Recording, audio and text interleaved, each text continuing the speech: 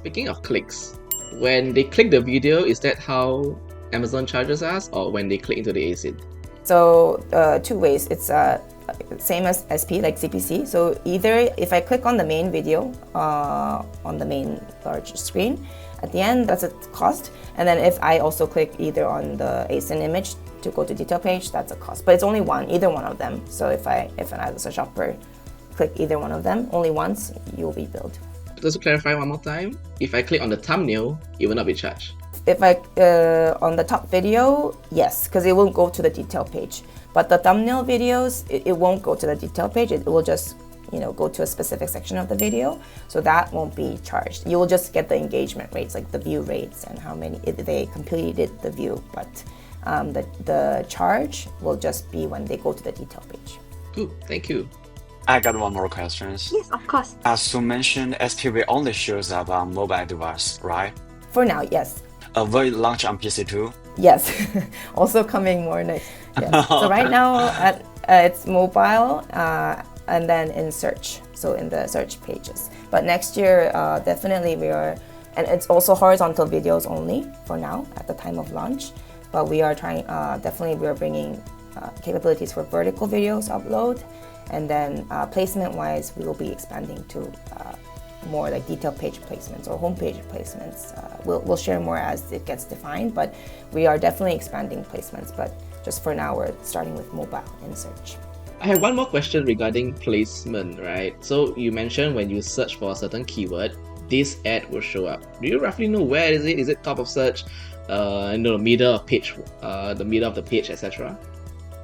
Yeah, at the point of now, it's middle of search.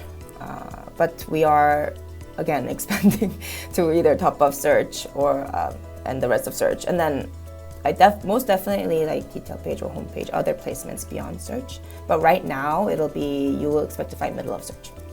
All right, so would there also be plans to have a bid modifier to, let's say, I want 100% on top of search? Yes, exactly. Yeah, that bid modifier will be more granular. So right now you can only see like video bid adjustment as a whole because it's middle of search. Awesome. Is there also plans for this to be in competitors' detail pages? If it gets expanded to detail page, for sure, because it's detail page placement. So as long as the algorithm and the auction dynamics, basically the intent is again like really about relevance. So as long as the shopper search query, search and browse information, based on that, we try to surface your ad to the most relevant, contextually relevant placements as much as possible. So. Okay, one more question. Auto campaigns, is this also available? This is part of SP, right? Yes. All right, thank you. So I think I have one question here, right? Because we do have many different video options. Like example, what is the difference between SPV, SBV, and SDV? What are the key benefits of SPV actually? I'd like to address some experience about SPV. SPV is more about brand building, but SPV is all about the product itself.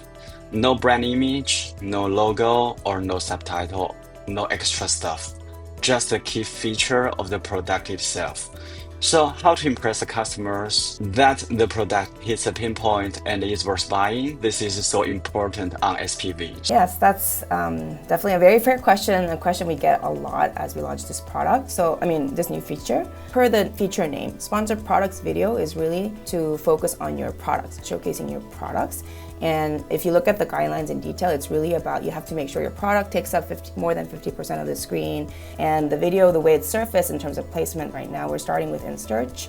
We are expanding to more placements, but it's really at the point of purchase, so at the bottom of the funnel. So it's really the intent is to drive performance, engagement, and conversion. Versus sponsored brand videos, which you're more familiar for now, you use to showcase your brand story and your product collections. It really is still, as per the product video name, sponsored brands video, it's intended to show your brand story and a bit more about holistic like collections, like your product collections as a whole. So you can imagine it's very complementary. You can use both. In terms of when you want to storytell, you use sponsored brand video, and when you really want to double down on a certain maybe your best-selling ASIN or your new product that you really want to demo and showcase, then you add on sponsored products video. And then for display videos or any streaming TV solutions, it's as you know, it's really to make sure that you get your reach and retarget your audiences wherever they are beyond search, more intended for like broader reach, but also and bringing them through the funnel from like upper to down to conversion through like different targeting experiences and remarketing. Hopefully that makes sense. So maybe you can quickly move to Jared, because you experienced, you had the privilege of being the only one here to be part of the closed beta. So maybe you can share more about your first-hand experience with SPV. Okay, well, I tried the SPV beta, but I noticed that the video format is different from SPV. For SPV, you don't use one 50 to 30 second video. Instead, you split it one video into 3 short ones, and each about 5 to 10 seconds. And on the unbox, the official announce is 7 to 10 seconds. And each short video only talks about one key features of the product. And it really focuses on that one thing, one selling point, which benefits the customers. So when I made videos for SPV, I just focused hard on each key features, one by one. And the results were great, so great. The return on investment for SPV ads was much more higher than normal SP ads. I just use SP sponsored products, and the A cost is like 20%. But when I use SPV, the A cost is just like 10 or 12%. So it's much more lower. So I got a highly return on the investment. And it's because you really focus and took the the instructions to just focus like one feature by one feature, and that worked for you. Yes, just like I just upload 8 seconds videos for one key features, one feature by one. So that works perfect. Thank you for sharing that. So maybe we can now take a look at some of the creative guidelines. We understand that creative and video moderation can be a challenge or a pain point for many sellers. Do you have any questions for Sue on the creative guidelines, on the creatives? Because we all want the impressive results that Jared, you experienced. Yeah, so what are the best practice that we can adhere to reduce our rejection rate, right, from Amazon? So first of all, I do highly recommend before you start creating or uploading your videos, just to have a read through the creative guidelines. So it will be available on the Adsponsor help page and also A20 and advertising Amazon.com website. 3 things to make sure that it gets accepted. Firstly, it should be high quality. So no blurry frames, or actually also I want to highlight no templates or letterboxing. So it should be very good quality videos and making sure your product is really taking 50% of the screen. And ideally, you want to show a person interacting with the product just to demonstrate how it's used. Second is relevance. So let me show you a good example of a good sponsored products video. So as you upload different product feature videos, again, we want to make sure it's relevant to what you're describing in terms of the title here and the description below. And as you can see here, as the shopper is able to click on different thumbnails and go look deeper into each function.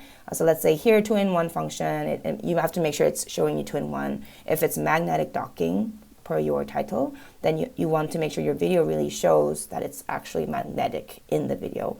And then if it's quick install, we want to make sure the video actually shows the installation process instead of just like a shower head lying there. So again, like the actual action of your product feature and the title should really match. I think that's the key part of making sure your product video gets accepted.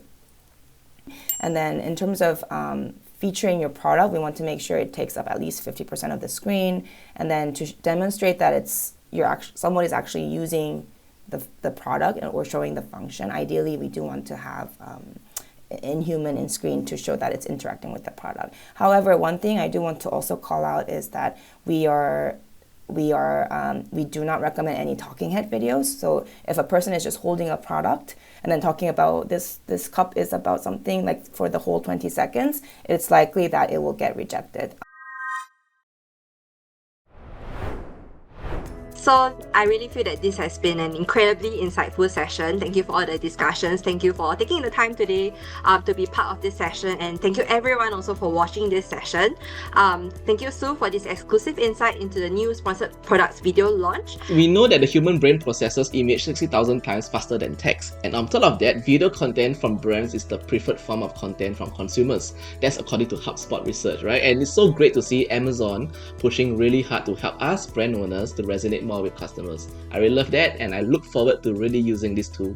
From my experience, I would highly recommend these new features to all of you. I hope you get great. I hope you succeed in Amazon ads. Thank you. I'm so glad to hear.